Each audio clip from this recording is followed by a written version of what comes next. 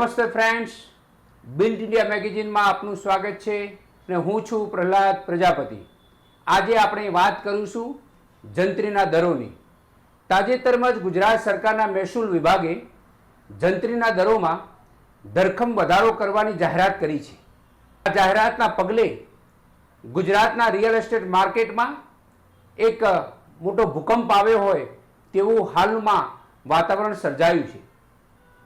ત્યારે real estate માર્કેટમાં જંત્રી કેવી રીતે અસરકારક છે અને જંત્રીના દરોનો કેવી રીતે રિયલ એસ્ટેટ ઉપર માઠી અસરો પડી રહી છે તે અંગે આજે આપણે ચર્ચા કરીશું।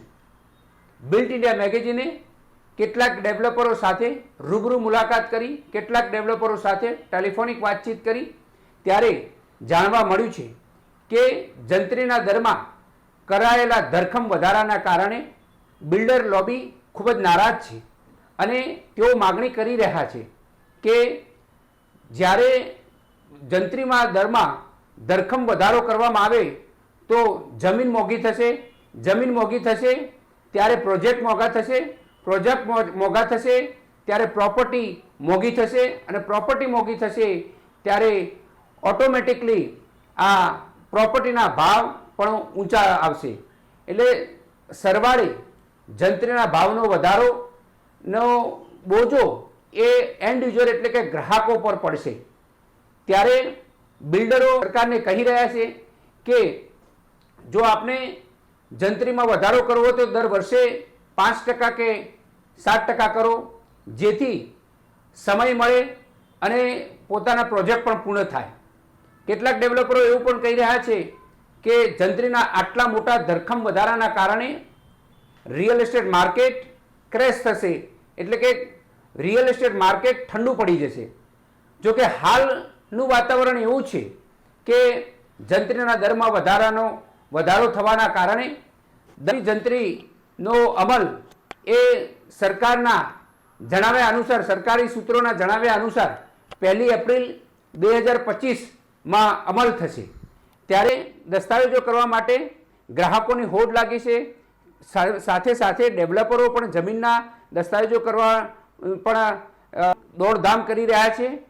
ત્યારે અહીં મહત્વની વાત એ છે કે જો જંત્રીનો દરનો વધારો થશે તો તેનો મુખ્ય ભાર એ ગ્રાહકો ઉપર જ પડશે અને મકાનો મોંઘા બનશે।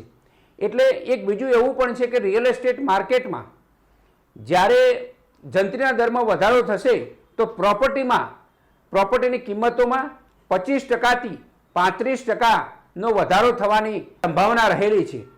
જંત્રીના દરમાં ધરખમ વધારાના કારણે બિલ્ડરો ત્રાહિમામ છે, સાથે સાથે ગ્રાહકો પણ ચિંતામાં છે, કારણ કે અલ્ટિમેટલી ગ્રાહક ઉપર ભારણ પડશે। ત્યારે અહીં બિલ્ડરો એવી માગણી કરી રહ્યા છે કે તેમને જે ચાર્જેબલ જે એફએસઆઈ છે, જે 40% લેવામાં આવે છે એમાં પણ ઘટાડો કરવામાં આવે અને 10% કરવામાં આવે। સાથે સાથે જે ગ્રાહકો જે સ્ટેમ્પ ડ્યુટી 4.9 છે અને તેને રજિસ્ટર કરવાનું 1% છે, એટલે ટોટલ એ 5.9 એ દસ્તાવેજી ખર્ચ થાય છે, તેમાં પણ માત્ર નોંધણી ચાર્જ લેવામાં આવે તેવું બિલ્ડરો કહી રહ્યા છે।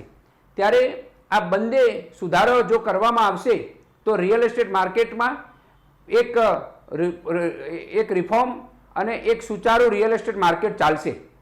જો કે છેલ્લા દિવાળી પહેલાં માર્કેટ ઓલરેડી ડાઉન હતું, પરંતુ દિવાળી પછી જેવી રિયલ એસ્ટેટ માર્કેટની ગાડી ટ્રેક પર ચડી અને તરત જ એવા સમયગાળામાં જ રાજ્ય સરકાર દ્વારા જંત્રીના દરમાં કરાયેલા ધરખમ વધારાને કારણે પાછું રિયલ એસ્ટેટ માર્કેટ એ દબાઈ જશે એવી સંભાવના પ્રબળ લાગી રહી છે।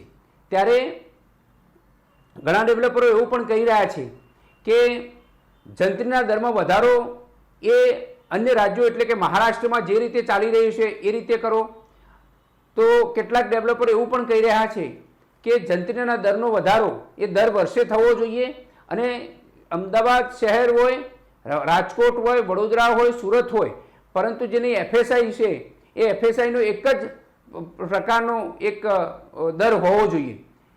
સાથે સાથે કેટલાક ડેવલપરો એવું પણ કહી રહ્યા છે કે જંત્રી એ એકી સાથે વધારી એના કરતાં જે રીતે 2011થી 2011ની જે જંત્રીને 10 વર્ષમાં 2023માં જે 2 ગણી કરી એ રીતે અમને સમય આપવામાં આવે જંત્રી, તો અમે એને સારી રીતે સમજી શકીએ અને સારી રીતે એનો તો અમારો પ્રોજેક્ટ પણ સારી રીતે ચાલે.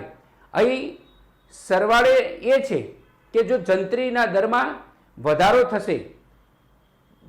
થશે તો રિયલ એસ્ટેટ માર્કેટ ઠપ થશે, પ્રોજેક્ટ પણ ડિલે થશે અને સરવાળે ગ્રાહકોને પણ મિલકત લેવી અઘરી પડશે, મોંઘી પડશે.